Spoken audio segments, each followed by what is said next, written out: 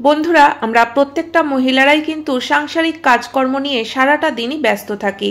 তবে সেই সব কঠিন কাজগুলোকে যদি আমরা একটু সহজ করে নিতে পারি, তাহলে কিন্তু আমরা কম সময়ের মধ্যে সমস্ত কাজ সেরে ফেলতে পারবো, নিজেদের জন্য কিছুটা সময়ও বাঁচিয়ে নিতে পারবো। আর তার জন্য প্রয়োজন কিছু ছোট ছোট টিপস ফলো করা। তো এই ধরনের বেশ কিছু সাংসারিক টিপস থাকলো আজকের ভিডিওতে। নমস্কার বন্ধুরা, মৌস ফ্যাশনে তোমাদের সকলকে স্বাগত জানাই। তো চলো দেখে নেওয়া যাক আজকের প্রথম টিপস। বাচ্চারা যখন স্কুল থেকে বাড়ি আসে তখন দেখবে ওদের গায়ে, হাতে, সব জায়গায়, পিঠে কিন্তু এরকম পেনের কালি লাগানো থাকে। তো বাচ্চারা কিন্তু দুষ্টুমি করে একে অপরের গায়ে এরকম কালি দিয়ে দেয়, হাতে কালি লাগিয়ে দেয়।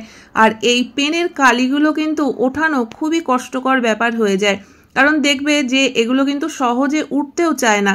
তো বাচ্চাদের কচি চামড়া, সেখানে খুব বেশি ঘষাঘষিও করা যায় না, তাতে একদম লাল হয়ে যায় জায়গাটা। তো আমরা কোনো রকম ঘষাঘষি না করে খুব সহজে কিভাবে এই দাগগুলো তুলে ফেলতে পারি, কারণ বাচ্চারা তো দুষ্টুমি করবেই, সেই দুষ্টুমিটা তো আমরা বন্ধ করতে পারবো না। তবে যাতে ওদের কোনো কষ্ট না হয়, অথচ এই দাগগুলো আমরা খুব ভালোভাবে পরিষ্কার করে ফেলতে পারি, তার জন্যই এই টিপসটা। দেখো, আমাদের ঘরে কোলগেট তো থাকেই, তো সামান্য একটু কোলগেট নিয়ে যেখানে পেনের কালিটা রয়েছে সেখানে একটু ভালো করে লাগিয়ে দাও। তারপরে আঙুল দিয়েই একটু ঘষতে থাকবে, দেখবে পেনের কালিটা কিন্তু এই পেস্টের মধ্যে নিজে থেকেই উঠে আসবে। দেখতেই পাচ্ছ যে পেস্টটা কতটা নীল হয়ে গেছে। তো এবার একটা ভিজে কাপড় দিয়ে বা তুলো দিয়ে তোমরা এই জায়গাটা পরিষ্কার করে নিতে পারো, বা জল দিয়ে হাতটা ধুয়ে ফেললেও দেখবে যে সমস্ত দাগ কিন্তু উঠে একদম পরিষ্কার হয়ে গেছে। তো এখানে আমি একটা ভিজে কাপড় নিয়ে নিয়েছি, তো কাপড়টা দিয়ে মুছে তোমাদেরকে দেখাচ্ছি। দেখো, জায়গাটা কিন্তু একবারেই পরিষ্কার হয়ে গেছে, এখানে কিন্তু আর একটুও পেনের কালি নেই। অনেক সময় দেখবে বাচ্চাদের শার্টেও কিন্তু পেনের কালি থাকে, তো সেখানেও কিন্তু তোমরা পেস্ট এইভাবে ব্যবহার করতে পারো। তো আশা করি বন্ধুরা এই ছোট্ট টিপসটাও তোমাদের কাজে লাগবে। তো চলো পরবর্তী টিপস দেখে নেওয়া যাক। আমরা কিছু কিছু রান্নাতে কিন্তু পালং শাকের পেস্ট ব্যবহার করে থাকি, কিন্তু দেখবে পালং শাক যখন বেটে রান্নাটা করা হয় তখন পালং শাকের এই যে একটা সবুজ সুন্দর কালারটা, এটা কিন্তু নষ্ট হয়ে যায়, একটু ফ্যাকাশে হয়ে যায়, আর না হলে হয়তো একটু কালচে কালচে হয়ে যায়। তো একটা ছোট্ট টিপস আজকে তোমাদের সঙ্গে শেয়ার করছি। এই টিপসটা যদি তোমরা ফলো করতে পারো, তাহলে রান্নার পরেও কিন্তু দেখবে পালং শাকের এই সুন্দর সবুজ রংটা বজায় থাকবে। তো দেখো, এখানে আমি পালং শাকটাকে একটু সিদ্ধ করে নেওয়ার জন্য জল বসিয়ে দিয়েছি, আর এই জলের মধ্যে কিন্তু দিয়ে দিতে হবে 2 চামচ চিনি। তো এখানে যেহেতু চামচটা ছোট, আমি 2 চামচ দিচ্ছি। যদি তোমরা বড় চামচে করে দাও তাহলে কিন্তু 1 চামচ চিনি দিলেই হবে। তো এবার জলটাকে আমি ভালোভাবে ফুটিয়ে নেব। জল যখন ভালোভাবে ফুটে যাবে তখন কিন্তু এই পালং শাকগুলোকে দিয়ে একদম বেশি নরম করব না, 1 মিনিট পর্যন্ত এই গরম জলের মধ্যে একটু রেখে তারপরে কিন্তু গ্যাসটা বন্ধ করে দেব। তো এবার এরপরে কিন্তু আরও একটা স্টেপ রয়েছে, সেই কাজটা যদি তোমরা করতে পারো তাহলেই কিন্তু দেখবে রান্নার পরেও সুন্দর পালং শাকের সবুজ রংটা থাকবে। এখানে আমি একটা বড় পাত্রের মধ্যে বেশ কিছুটা জল নিয়ে নিয়েছি, তোমরা চাইলে কিন্তু ফ্রিজের ঠান্ডা জলও নিয়ে নিতে পারো। আর তার মধ্যে দিয়ে দিলাম বেশ কিছুটা বরফের টুকরো। তো এবার কিন্তু জলটা যখন একদম ভালোভাবে ঠান্ডা হয়ে যাবে তখন কিন্তু এই পালং শাকগুলোকে তুলে এই ঠান্ডা জলের মধ্যে দিয়ে দিতে হবে। পালং শাকটা যখন একদম ঠান্ডা হয়ে যাবে তখন এটাকে পেস্ট করে নেবে। দেখবে পালং শাকের কিন্তু সুন্দর রংটা বজায় থাকবে, রান্নার পরেও কিন্তু এইরকমই সবুজ কালারটা তোমরা দেখতে পাবে।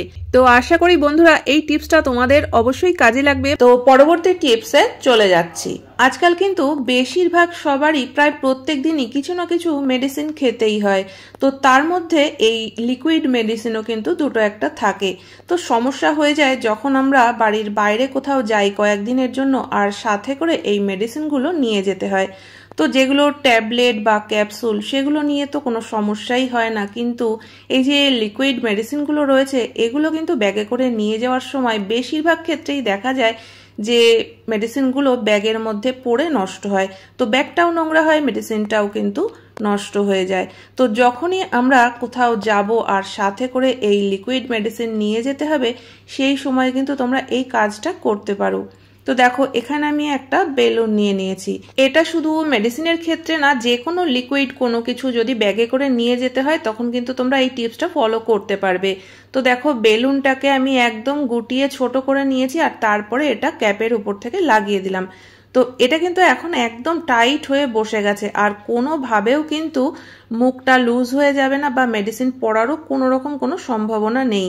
ব্যাগও পরিষ্কার পরিচ্ছন্ন থাকবে, জিনিসটাও কিন্তু নষ্ট হবে না। তো চলো দেখে নেওয়া যাক এর পরবর্তী টিপস। যখনই আমরা চেয়ারে বসতে যাই, চেয়ারটাকে কিন্তু একটু টেনে সামনে নিয়ে এসে তারপরে আমরা বসি, বা হয়তো ঘর ঝাড় দেওয়া, ঘর মোছা কাজটা করার সময়ও কিন্তু আমরা চেয়ারগুলোকে টেনে সরিয়ে তারপরে কাজগুলো করি। তো এই বসার সময় হোক বা ঘর ঝাড় দেওয়া মোছার সময় যখনই চেয়ারটাকে সামনের দিকে টানতে যাবে, দেখবে চেয়ারের কিন্তু খুব বাজে একটা আওয়াজ হয়, আর চেয়ারটা সহজে টেনে আনাও যায় না। তো এই সমস্যা কিন্তু আমাদের প্রত্যেক দিন এবং বারবার হয়ে থাকে। তো এটা যদি তোমাদের কাছে সমস্যা বলে মনে হয় তাহলে কিন্তু তার সমাধানও রয়েছে। দেখো এখানে আমি কয়েকটা বেলুন নিয়ে নিয়েছি। তো এখানে 4টে বেলুন নিতে হবে, আর 4টে বেলুনই কিন্তু তোমরা চেষ্টা করবে সেম কালার নেওয়ার। তো এবার যে কাজটা করতে হবে, দেখো এখানে আমি একটা বেলুন নিয়ে নিলাম আর বেলুনটাকে কাঁচি দিয়ে কেটে নিচ্ছি। এইভাবে কিন্তু 4টে বেলুনকেই কেটে নিতে হবে, আর বেলুনের যে চওড়া দিকটা সেই দিকটাই কিন্তু আমাদের প্রয়োজন। তো দেখো এবার এই বেলুনটাকে একটু টেনে বড় করে নিয়ে এইভাবে কিন্তু পায়ার নিচে লাগিয়ে দেবো। তো 4টে পায়াতেই যদি আমরা এইভাবে লাগিয়ে দিই তাহলে কিন্তু যখনই আমরা চেয়ারটা টানবো তখন কিন্তু এরকম বাজে আওয়াজ হবে না। এছাড়াও কিন্তু বন্ধুরা, যখন আমরা ঘর মুছি সবসময় কিন্তু অতটা খেয়াল করে মোছা যায় না যে কাঠের ফার্নিচারে যেন না লাগে জল। তো ভিজে কাপড়টা কিন্তু অনেক সময় দেখবে যে চেয়ারের পায়ায় লেগেই যায়, আবার লাগতে লাগতে কিন্তু জিনিসটা খারাপও হয়ে যেতে পারে। তো যদি আমরা এইভাবে একটু বেলুন পরিয়ে রাখি তাহলে কিন্তু ভেজা কাপড়টা আর কাঠের পায়ার সঙ্গে টাচ হবে না। চলে যাচ্ছি পরবর্তী টিপসে। রান্না বান্না যাতে তাড়াতাড়ি হয়ে যায় বা গ্যাস খরচাটা কম হয়, তো সেই কারণে প্রেসার কুকার কিন্তু আমরা প্রত্যেক দিনই ব্যবহার করি। প্রেসার কুকারে কোনো কিছু রান্না করার সময় এই সমস্যাটা তো প্রায় দিনই হয়ে থাকে। যদি কখনো জল একটু বেশি হয়ে যায়, দেখবে ছিটে এমন নোংরা হয় যে প্রেসার কুকারের ঢাকনাটার এরকম অবস্থা হয়ে যায়। দেখতেই পাচ্ছ কতটা নোংরা হয়ে গেছে। তো এই ঢাকনা পরিষ্কার করতেও আবার অনেকক্ষণ জলে ভিজিয়ে রাখতে হবে, বেশ ঘষা মাজা করতে হবে। তো এই সমস্যাটায় যাতে আমাদের প্রত্যেক দিন না পড়তে হয় তার জন্য তোমরা এই টিপসটা ফলো করতে পারো। তো দেখো এখানে তোমরা একটা পুরনো রুমালও ব্যবহার করতে পারো, যে রুমালটা একটু মোটা ধরনের, আর না হলে সুতির কোনো কাপড়ও নিয়ে নিতে পারো। তো আমি এখানে সুতির কাপড়ের থেকে একটা ছোট্ট টুকরো বের করে নিয়েছি। তো কাপড়টা যেহেতু খুবই পাতলা, আমি ফোল্ড করে নিয়েছি একটা। আর এবার এর উপরে আমি প্রেসার কুকারের ঢাকনাটাকে রেখে মাপ করে একটা গোল করে কেটে নেব। এখানে কাপড়ের টুকরোটা কাটা তো সমানভাবে হয়নি, তো আমি দেখো এখানে 4টে ভাঁজ করে নিলাম।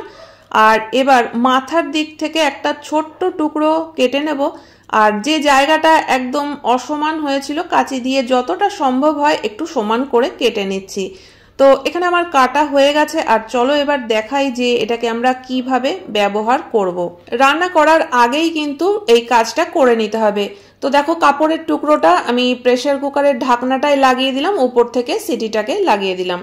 তো এবার যখনই আমরা রান্না বান্না বসাবো তার আগে কিন্তু এইভাবে কাপড়ের টুকরোটা বা রুমালের টুকরোটা লাগিয়ে তারপরে রান্নাটা করব। এতে কি হবে, যদি প্রেসার কুকারে জল একটু বেশি হয়েও যায় বা ছিটতে থাকে, সেক্ষেত্রে কিন্তু এই কাপড়ের টুকরোটার মধ্যেই লাগবে।